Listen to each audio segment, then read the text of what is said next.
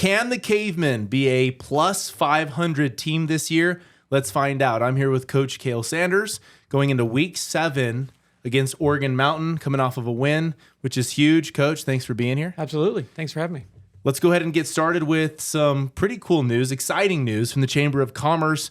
A new quarterly series called Know Your Business Seminars is launching to help sharpen skills and grow your business. If you have a small business, this could be for you. It's a 1-hour Zoom meeting that covers the essentials: business insurance, intro to QuickBooks, setting business goals, and much more. Their next seminar is titled Understanding Business Risk, a Guide to P&C Insurance. If you'd like to know more, be sure to check into your Chamber Chatter newsletter and the Chamber of Commerce Facebook page for updates. Also, a big shout out to the Business of the Month, Eddy County DWI. Thanks for your continued impact in our community. Stay tuned for more ways to connect, learn, and grow with the Carlsbad Chamber of Commerce. Okay, Coach, let's go ahead and get into it. The first question. Yeah. Can we be a plus 500 team? Right now, we've got 3 wins. We're 3-3. Yes, sir. So what are your expectations moving forward? Yes, to answer your question, absolutely. Sitting at 3-3 right now, we have Oregon Mountain in front of us. We have Alamo the week after that. Then we have our bye. And then the next 2 are pretty tough. You got Cruces High, number 1 team in the state right now that's sitting there waiting for us. And I guess that would be our 9th game. And then we have Hobbs always at number 10. And Hobbs, to me, is always a winnable game. Our kids always play Hobbs real well. They're good this year. That they're good every year. Right. But it's not a game that I'm walking into thinking, just cash it in. Yeah, minimize the damages and get out of here. It's not one of those type of games. I think last year was kind of the same deal as where they were a good football team, and we come here and we had the delay and all that good stuff. I'm not blaming anything on anything, but they ended up getting us. But it was a very competitive game, and I don't see any difference why this year wouldn't be any different. So that would put us, at that 6-4 mark. So to answer your question, absolutely. Okay, absolutely. That's what I like to hear, because when we move forward right now with 3 wins, we had our, all of these have been close games with the exception of the last one. You guys kind of got away. Then we felt like maybe Clovis was trying to chip back at it and things like that. What were some of the things that you saw in some of those broken plays for touchdowns that worked out? One is that number 5 for Clovis is pretty good athlete. Yes. He kind of got us. We lost some contain. He got to the outside and he made us pay. And when he took off, I was like, all right, we'll be all right. And then I was like, holy cow, that kid's. No, we're not. Hit the Jets. Yeah, he's gone. He was fast. Yes. So that, credit to that kiddo. But I thought the kids came out quick. We got the ball, we scored. Onside kick, got the ball back. Like, we did what we were supposed to do. And it's something that I preach to the kids at halftime too. Is just kick a dog while he's down. Yeah. Finish this thing. Don't let these guys, stay in it. Don't give them hope. Hope's dangerous. And so, we kind of did that a little bit. I thought we kind of came back and then, put the gas on the pedal a little bit more. And then they got that last one. I thought was, it is what it is. Granted it counted, but, a cheap one late that. I wish it would have never got on the board just because all that max prep stuff we had talked about before. But, it is what it is. They're much better than they have been in the past. So hats off to Clovis and what Coach Hodges is doing over there. The kids were different from Clovis. They just kind of had a defeated attitude last year. This year, those kids fought, and they stayed in it and they had a good attitude about stuff. So, like I said, they're probably get back to the old ways. So, if you're going to get Clovis, you probably get them now. Sure. They're gonna get back to pretty good. So, but yeah, looking forward, Oregon Mountain, same kind of concept of our mindset going into this game. It's almost every game's a must win right now. So yeah, no, for sure. So you talked about it, you touched in on it. I think we've discussed it before, but can you kind of give us more information on the whole max preps thing? Because we've seen some of these teams where it's like, wait, they just lost and then they jumped up. Yeah. But point differential does that for you? Because when we lost by 1 to Centennial, did that help us? So every game, and so last year Max Preps was married up with Cal Preps, and it's Coach Millar's really the dude to talk. He's like, he loves all this stuff and he dives into it. I just look at the polls.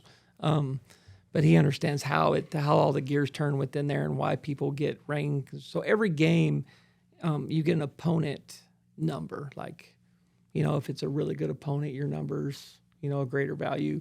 And then you have basically a performance rating in that game. That if you do good, like that 1 point loss to Centennial was a good performance rating. I think it was actually a better performance rating. I have to go back and check, but then the win against Clovis. Really? So that all factors into it somehow, some way, some algorithm way above my head. And then, I know last year they had talked, and that's how the Max Preps rankings would work. It's not the same this year.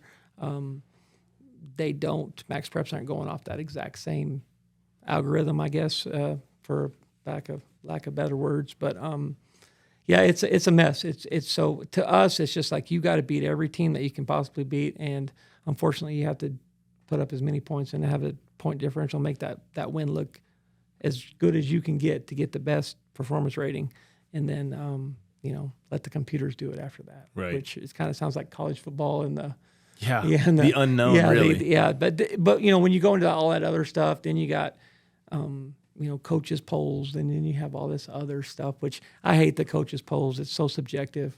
Right.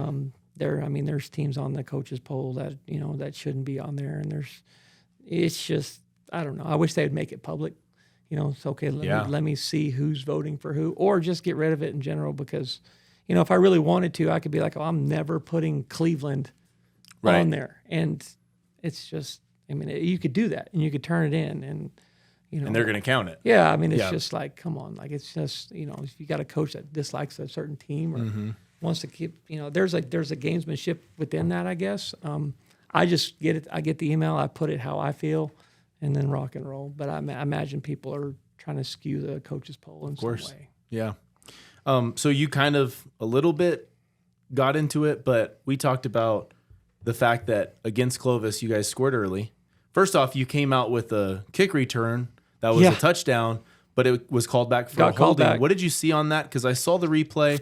It could be either way, but going back to our other one, like right, the ref called it. Yeah, the ref called it. That's what it is. It was. You could see it. It could probably go either way, to be honest. Sure.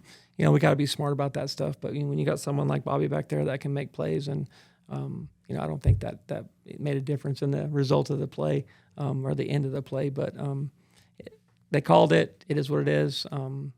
Backed us up and rock and rolled, and offense got out there and got on the board anyway. So that was good. And then the onside kick wasn't something that we had planned. Lennon's just really good at it, and he likes to do it. And it was one of those things where I felt like we tried to create some momentum, and by taking that opportunity to get it, we got it. So plus for us, that's and I agree with that. Yeah. Yeah. We were just trying to, start fast, and that's exactly what we did.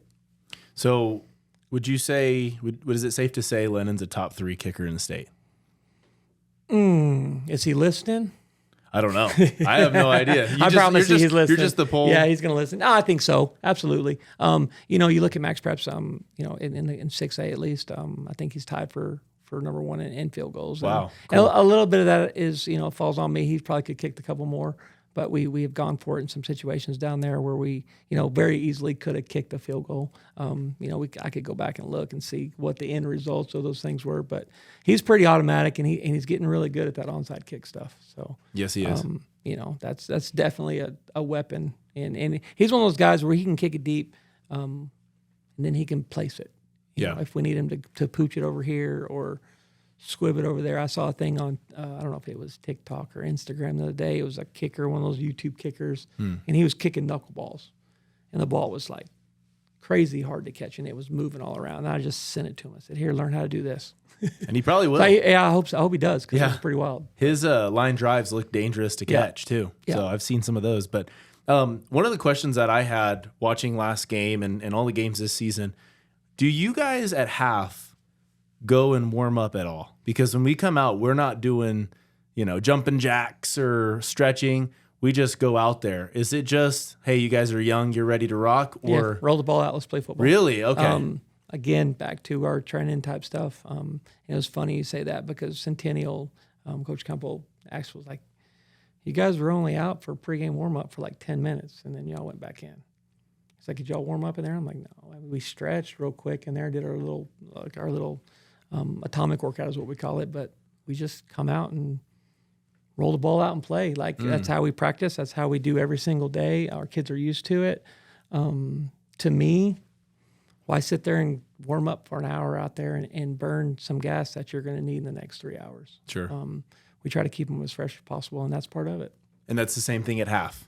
Same thing at half. Okay. Yeah, same exact thing. I mean, you're still expending energy and effort that you probably don't need to, that I might need in fourth quarter. So we try to keep that tank as full as possible.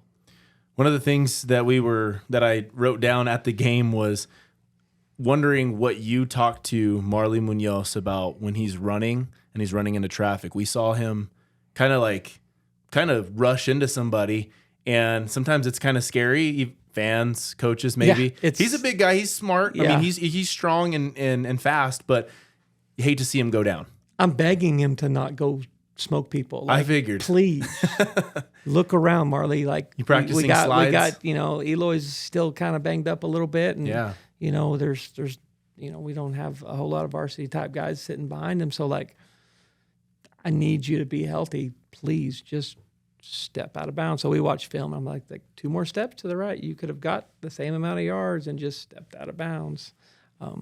But if he needs to put his head down and hit somebody, absolutely, he'll do it. Yeah.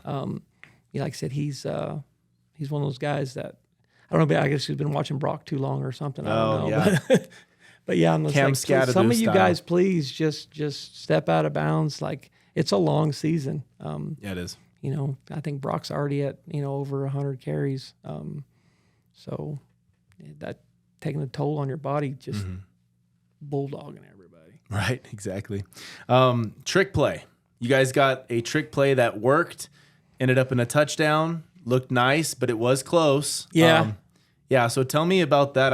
I have a quote actually from Micah Parsons that would be, I don't know if you saw this, but when he got traded to the Green Bay Packers, he said that trick plays are a scared tactic for teams that cannot defeat opponents with sheer physical dominance and straightforward tactics. He was talking about the Lions, who are very successful. What do you think about just tossing a trick play in there? Like what came into that? I would disagree with Micah Parsons there. Yeah. I think it's just something that you have to be prepared for. And if you have a team that's not disciplined enough, not saying that we thought that Clovis was undisciplined, but if you can hit one, I mean, it was 4th and 15 when we did it. If anyone in the world should have known, hey, stay back, it should have been the defense, It's probably not the best time to actually call that play. That needs to be a first down play or second down play, something off guard. But we worked it, and it's one of those plays that you kind of draw in the dirt and you play out in the in the field, playing. I love it. Pickup football, and it worked.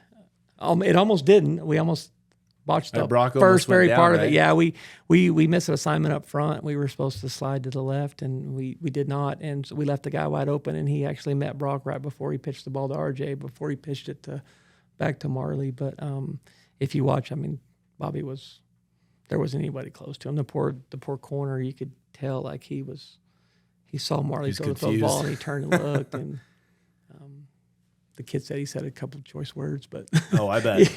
yeah, but he got back. But yeah, it was. I don't think it's a scare tactic against. We weren't scared of Clovis. It's just one of those things. And to me now, Oregon Mountain has to spend 2 or 3 minutes or a couple periods a week working on, hey, they showed this. Just in case. Just in case. So it's in might run it again. Yeah. You never know. Exactly. You can't, you won't, you might not, you might just leave it out there to guess. Oregon Mountain, who are they? They're a gritty football team. They've kind of got a little bit of momentum the last couple of years. I think they were in the barrel there for a while, and Coach Sanchez took over. They've got some athletes. They got some kiddos that can go. I just don't think they're used to winning, and they still are trying to figure that stuff out. But they've been in some close games this year. They got some athletes. They got us last year, so they're they're going to show up to the field thinking this is a game we can win. And so if we don't show up, it's the same story every week. If we don't show up, they're going to get us. This is a crazy important game for us. But as far as Oregon Mountain goes, they're beatable. They're not anything that we should be like scared of by any means. They got a running back that's really good. They got a quarterback. They got a wideout. He's been injured, but I think he's probably going to play against us. So they got some weapons to hurt us. We just have to show up and play. I hate the fact that it's on a Saturday. Right. It's a midday game. It's a 1:00 game. Yeah. Field of Dreams, 1:00. Cruce's teams, even the two bigger schools, like attendance is not like, it's weird. They don't pack the house. It's not Artesia or someone like that. So it's going to be a 1:00 game. It's going to be hot. Not a whole lot of people in the stands. It just, to me, it feels like it's setting up for failure. So we're just making sure we're grinding into our kids. Like, you have to focus. You can't let you can't let this thing set up to be a letdown. You have to basically handle what's in front of you and not let the surroundings get to you, or let a 1:00 afternoon Saturday football game, because we're going to have to leave early. And what is takeoff time, like 7 6? o'clock? We'll roll out at 6, and we'll stop and eat and stretch our legs a little bit and try to slowly get there. But it's still a 3.5, 4 hour trip. So 1:00 game doesn't give you a whole lot of time to stretch your feet and get out and do a walkthrough or nothing. Usually we try to stop somewhere and spend an hour or two walking through and eating and just break the trip up. But we don't have a lot of time to do that with a 1:00 kickoff. So. Yeah. So last question, your roster right now. We had some players last week that weren't on the field or dressed out, and injuries, guys coming back from that. I saw Eloy get some reps at wide receiver and get some other things going. Are there some guys that we're going to see more this week, or maybe some guys that are taking a week off to recover or anything like that? Injury wise, I think we're solid. Awesome. We had some last week. Some guys stepped up and played. We had some guys that got sick. Actually, we've kind of had the stomach bug rolling around. I think it's the whole school, honestly. We even had some coaches kind of down. But yeah, so I think the stomach bug. I think we still have some kiddos running around with it, but we have that. We had some kids that. Discipline issues that we didn't dress out or didn't travel, and we'll have probably some of that too. I think you constantly have that at this level. It's a lot of players. Yeah, it is. Yeah. It's a bunch of kiddos. They don't always do the right thing sometimes. So unfortunately, sometimes that's their punishment. Or you don't get out of bed and get to practice.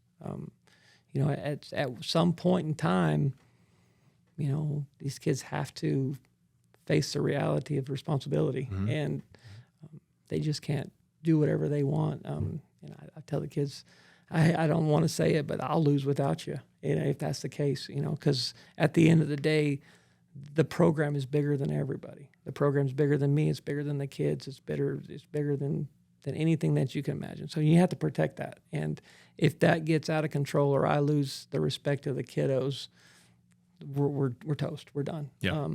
And so, it is what it is. Sometimes you just gotta do that. And, hopefully, some of those lessons in life, they'll learn, and they learn it the hard way. But I'd rather learn it at 16, 17-year-old than, 40. Right. So, yep. At the end of the day, that's our ultimate goal, is to create great kiddos. And hopefully at some point that'll come to fruition through, unfortunately, sitting out a game, or it is what it is. But last thing, comments on the hat. Uh-oh. Really cool American flag Cavemen hat. Is that something that is purchasable for people at home, or is this a team issued? It's a team. We'll probably have all this stuff out, afterwards. But cool. These are for the coaches. And I actually messed up. I was supposed to bring these out for military appreciation, which was a centennial. I completely missed the ball on that one. So we actually had, I think these were new last week too, and so I said, wow, we'll just wear the camo one. Those are nice. We'll wear the camo one. So yeah, it's a pretty cool hat. We've done some pretty good things with swag this year. It's kind of absolutely yeah, including some of the cool stuff that we see up here. We have in the shot. Do we have that in the shot? Yeah. All right. Cool. So yeah, a lot of cool there's stuff. some cool stuff. I mean, at the end of the day, it doesn't make you a better football player or not. But the kids like it, and they love that stuff. And like I said, just back to that attractive program. If we got some cool stuff, and that's the teeter-totter that gets a kid to come out and play because we have cool helmets or cool swag, then so be it. Exactly. Yeah. Awesome. Coach, thank you Absolutely. so much. Appreciate it. Good luck heading over to Cruces. And thank you guys for listening. As always, all sports best. We'll be back with the Coaches Show next week.